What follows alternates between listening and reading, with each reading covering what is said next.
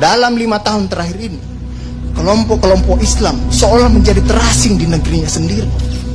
Itu yang dirasakan. Berapa ulama yang berjuang mendirikan republik ini? Indonesia 80% penduduknya umat Islam.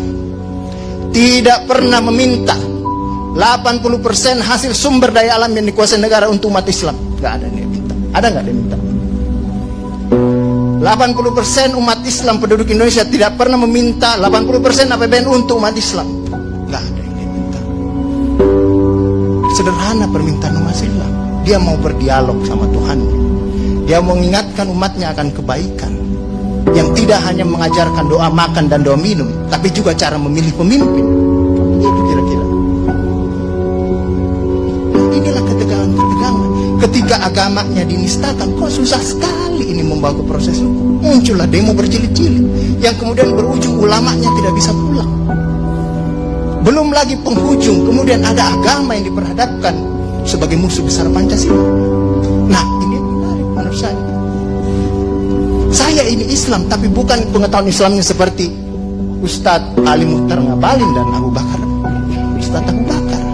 Tapi dengan segala awam saya terhadap Islam, ketika saya ditanya Pancasila itu di mana dalam kehidupan saya, maka saya akan mengatakan bahwa ketika saya lahir, orang tua saya itu membisikkan Pancasila di telinga saya.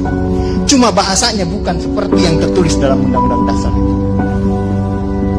Dia membahasakan Allahu Akbar, Allahu Akbar, Asyhadu an la ilaha illallah, Asyhadu anna Muhammadar Rasulullah.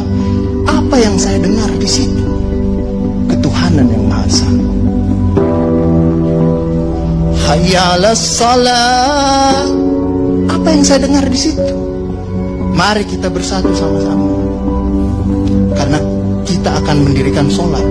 Dan Al-Ankabut mengatakan sholat itu mencegah kamu dari perbuatan keji dan mungkar. Ada kemanusiaan yang adil dan beradab. Saya dengar di situ. Hayya 'alal falah. Mari sama-sama menuju kemenangan. Kemenangan yang bagaimana kita peroleh? Kerakyatan yang dipimpin oleh hikmat kebijaksanaan dalam permusyawaratan perwakilan. Kemenangan yang bagaimana? Keadilan sosial bagi seluruh rakyat Indonesia. Itulah kemenangan yang kita tuju. Kita kembali lagi takbir. Allahu Akbar, Allahu Akbar, la ilaha illallah. Kita ulang lagi. Dan Pancasila yang kita tiupkan itu 5 kali sehari, belum selesai di sini, selesai bunyi terus. Ya kan Ustaz kan? Belum selesai di daerah sini, selesai bunyi bertalu-talu terus. Seluruh dunia bertalu-talu. Inilah Islam. Yang kemudian sekarang dalam kelompok ini Ustaz Ali Muhtar Ngabalin, saya banyak belajar dari beliau.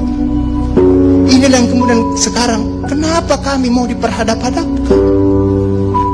Kenapa kami ada yang menjalankan keyakinannya ketika dia celananya cingkrang, radikal,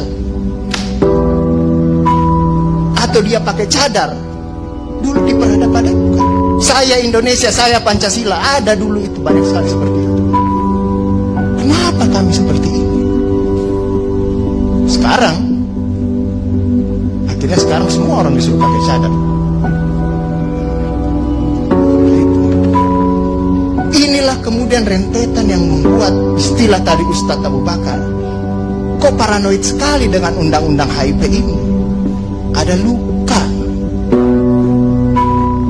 Ada luka yang tadinya sudah mulai mengering, dilupakan.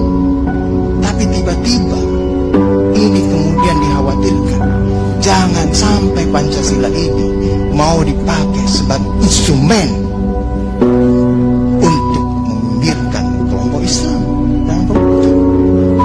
Apalagi kalau kita baca RUU-HIP itu, memegang kekuasaan pembinaan ideologi Pancasila ada sama presiden. Saya juga baca-baca sekilas tadi. Kok di situ ditulis pendidikan nasional menurut undang-undang ini itu berubah. Tujuan pendidikan nasional oleh Undang-Undang Dasar mengatakan bahwa beriman, bertakwa, berakhlak mulia. Di sini diciptakan pendidikan nasional itu bertujuan untuk menjadi tenaga ahli dan terampil. Ini kan mau dikasih jadi tukang ini bagi kapitalis kalau seperti itu berpikirnya. Nah, inilah yang kemudian yang dirasakan oleh kelompok-kelompok Islam dalam perspektif perjalanan konstitusional kita, bahwa ada yang tidak adil dilakukan oleh kekuasaan.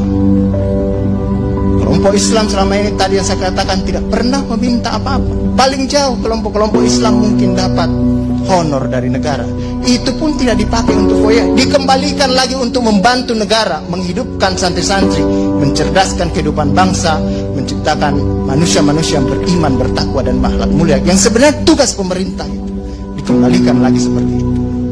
Itulah yang kemudian mulailah sekarang kelompok Islam sangat hati-hati kalau kemudian Pancasila ditiupkan terus, seolah-olah ini mau dijadikan instrumen untuk memarjinalkan Pancasila.